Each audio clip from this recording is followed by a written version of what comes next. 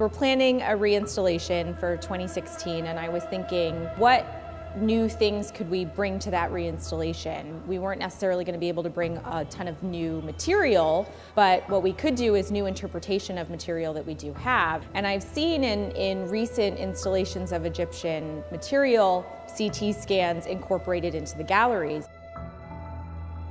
We knew the mummies were not going to have any water, and so it kind of ruled out any imaging technique that relied on water imaging. So that made magnetic resonance imaging, or MRI, not a very robust technique. And the second was we weren't sure if there was any metal, and the metal could potentially cause damage to the mummies if we put them into an MRI machine. So we knew for those two reasons MRI wasn't a really good way to go. Ultrasound is limited because of gas, and we were kind of fearful that with all the gas in the mummies that it would not really result in very much. And also the ultrasound probe can cause damage to the mummy. So it left us with CT. We can do a CT scan in just seconds, but it still is hindered when somebody is breathing through the scan, so patients have to hold their breath, or if they move, so patients have to stay still.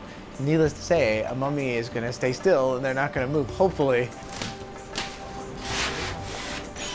And so it results in us getting very good quality scans. There's one arm. We are experts in imaging live people, and so we didn't know what to expect with these mummies. We have a little bit of information about them from prior x-rays that were done many years ago. But for instance, we weren't sure exactly what organs were still in the abdominal cavity or in the chest of some of these mummies. So we've been thinking on the fly as we go here and modifying some of the scans that we're doing based on what we're seeing. So mummies are unique because they are both an artwork and a human being.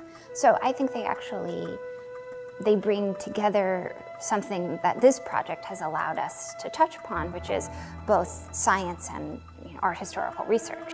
What the CT scanning does is, because it lets us get inside the cases and below the wrappings, it really reanimates these individuals. And I think it's a very poignant reminder that they were beloved by someone. Someone spent a lot of money to have this process performed on their relative.